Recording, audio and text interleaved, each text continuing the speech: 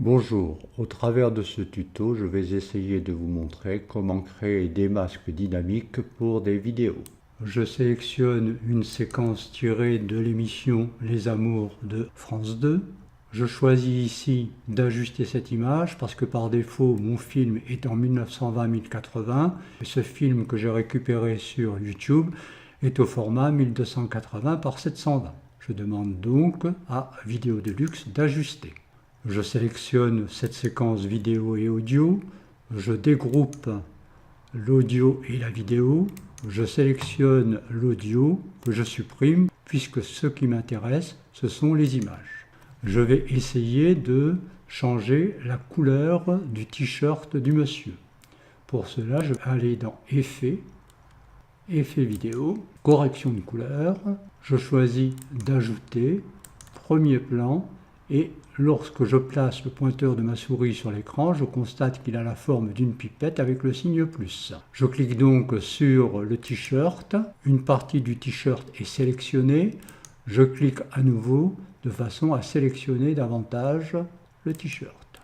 La sélection me paraît correcte, je vais en modifier l'intensité. Le petit cercle qui se trouve au centre de la roue chromatique va se déplacer et le t-shirt va changer de couleur. Puisque je me rapproche du rouge, il a tendance à prendre la couleur rouge. Je peux aussi changer l'angle, ce qui va changer la couleur du t-shirt. Je peux donc, comme vous pouvez le voir, mettre la couleur souhaitée. Par exemple du vert.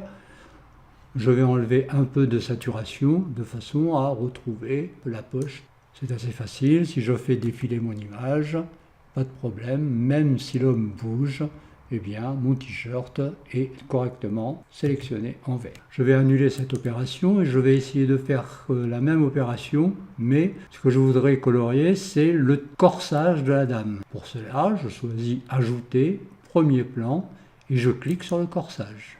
Je constate qu'une partie de la robe est sélectionnée et que le corsage n'est pas tout à fait sélectionné.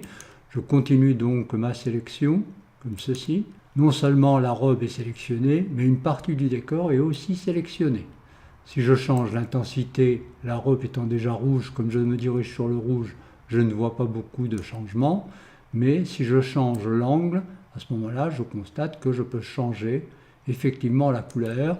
Mais non seulement j'ai changé la couleur du corsage, mais aussi la couleur de la robe et la couleur du décor. Donc cela ne me convient pas. J'annule cette opération et je vais choisir un autre effet, filtre artistique, coloré, pour colorier simplement le corsage. Mais auparavant, il faut que je fasse un masque dynamique. Je vais cliquer sur le petit triangle pointe en bas et je vais choisir créer un masque d'effet. Pour que cette option fonctionne, il faut posséder Magix Photo et Graphic Designer, un logiciel vendu par Magix à part de Vidéo Deluxe. Lorsque je clique sur cette option, Photo et Graphic Designer se lance, j'attends un petit moment, et voilà ce que j'obtiens. Je vais donc créer le masque qui correspond au corsage de la dame. Je peux zoomer, ou je peux utiliser CTRL molette de la souris pour agrandir au maximum. Je choisis maintenant l'outil édition de forme. Voici. Et je vais donc tracer un masque correspondant au corsage de la dame. Pour l'instant, je fais un premier clic, puis un second clic, et comme vous pouvez le constater, pour l'instant, la sélection est grossière. Mais on arrangera ça un peu plus tard.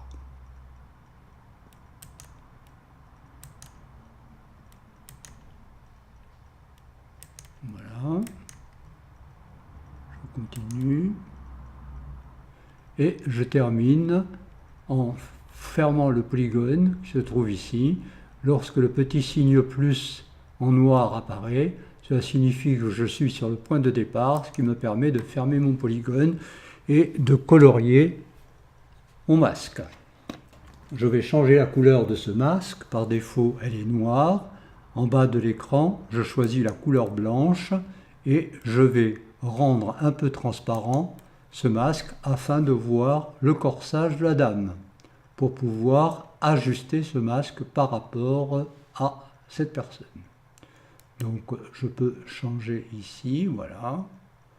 Je joue sur la transparence, pas trop quand même, pour que je puisse voir.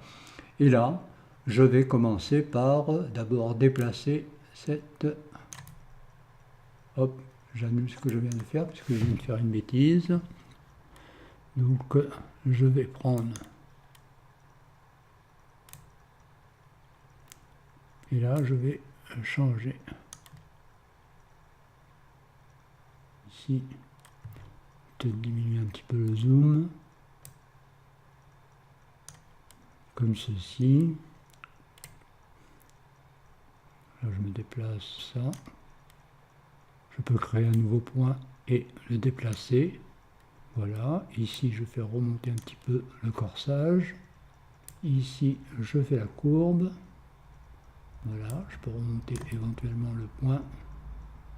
Je me déplace. On va entourer l'épaule. Peut-être qu'il faudrait créer un point supplémentaire ici. Et là, je vais le déplacer comme ceci et remonter celui-là. Ce point-là, je vais le descendre un tout petit peu. Peut-être encore un peu.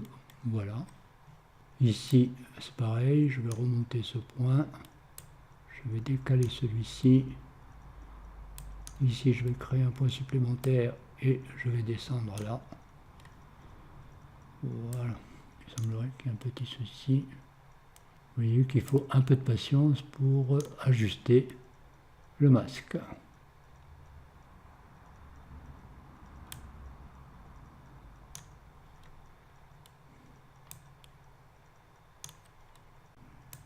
Lorsque l'opération est terminée, je demande simplement de copier ce masque, comme ceci. À ce moment-là, l'image s'est décalée de 0,5 secondes, c'est-à-dire de 12,5 images, puisque par défaut, le film est à 1280-720 à 25 images par seconde. Donc une demi-seconde correspond à environ 12 images, 12 ou 13 images. Si le mouvement est important, je peux changer ce paramètre en cliquant, en faisant un clic droit sur l'option, en demandant les propriétés de la frame, je peux changer cette valeur 0,5 secondes. En 0,1 seconde par exemple, qui correspondrait à 2 images et demie par seconde.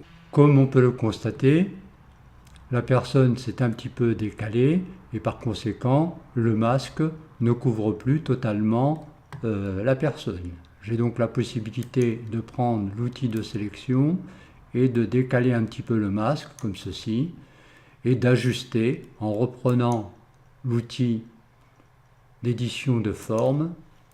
J'ai la possibilité de remettre mon masque en place. Tout le reste me paraît correct, je demande donc de copier. Décalage à nouveau, outil de sélection, je décale un petit peu le masque, pas trop, attention. Avec mon outil de sélection de forme, j'ajuste de façon à recouvrir le corsage de la dame. Et je demande de copier. À nouveau, décalage du masque. Alors, je pourrais peut-être faire ça. D'édition de forme. Et je vais recaler l'élément. Ça me paraît correct. Je copie. Encore un décalage. Peut-être centrer l'image pour mieux voir. Outil de sélection. Je déplace mon masque. Et là, ça me paraît correct. Donc je peux copier. À nouveau, un petit décalage. Comme ceci. Pas trop quand même. Je peux me déplacer avec les flèches du clavier et je demande de copier. Copier à nouveau. Ici, il va falloir remonter un petit peu le masque. Donc, je vais essayer de remonter comme ceci. Et puis peut-être de descendre ici l'épaule.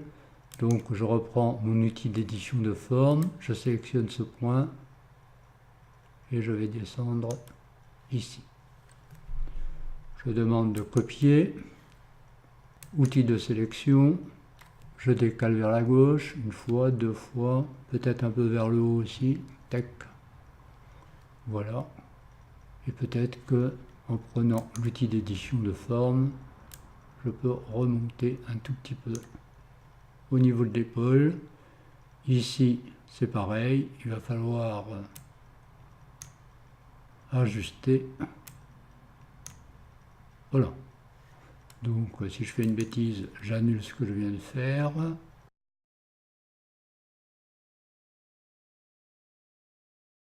L'image blanche indique que nous sommes arrivés à la fin de la vidéo. Faites un clic droit sur la dernière frame pour ouvrir le menu contextuel et supprimez-la. Supprimez la forme, voilà. Et puis je vais quitter Magix Photo et Graphic Designer pour retourner dans Vidéo de luxe. Le masque s'affiche en dessous de la vidéo. Si je choisis l'option colorer, je colorie la totalité de ma vidéo, ce qui ne m'arrange pas. Pour agir simplement sur le masque, il suffit de cliquer sur ce bouton, de le faire passer en bleu. Seule la couleur du corsage change. Vous avez remarqué que j'avais mis de la transparence sur le masque. Je peux supprimer cette transparence. Pour retourner dans Photo et Graphic Designer, je fais un double clic. Je sélectionne la première image ici et je demande ma barre d'outils a disparu à gauche. Ça, c'est un problème avec Photo et Graphic Designer. Je vais donc aller dans Fenêtre, barre de contrôle et là, je vais demander barre d'outils. Normalement, barre d'outils, de façon à la faire réapparaître. Je ferme ça. Je vais choisir la transparence. Je sélectionne cet élément, la transparence. Il me manque encore une barre d'outils. Donc je retourne dans Fenêtre, barre de contrôle. Et là, il s'agit de barre d'infos.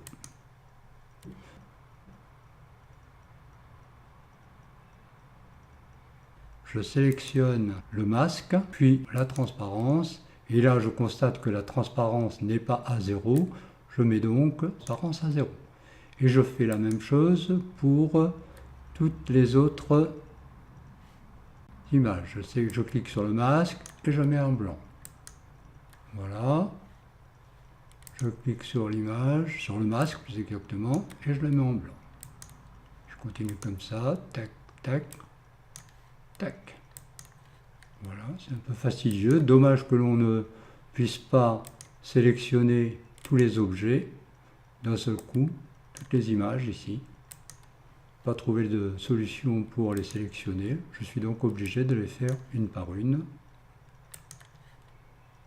Voilà. Je continue comme ça.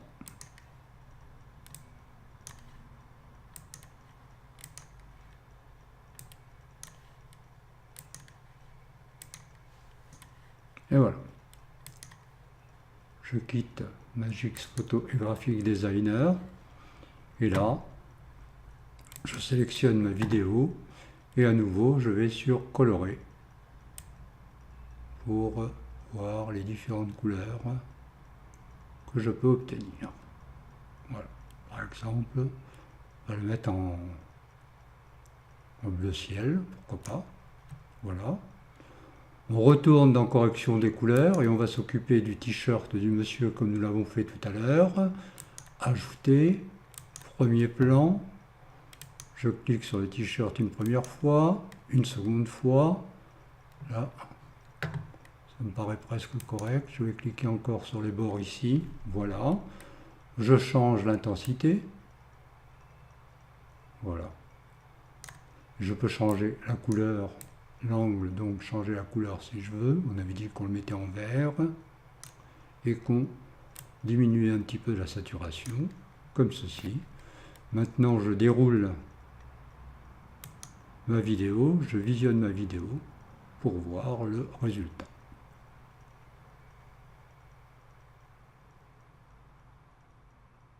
Voilà. Ce logiciel.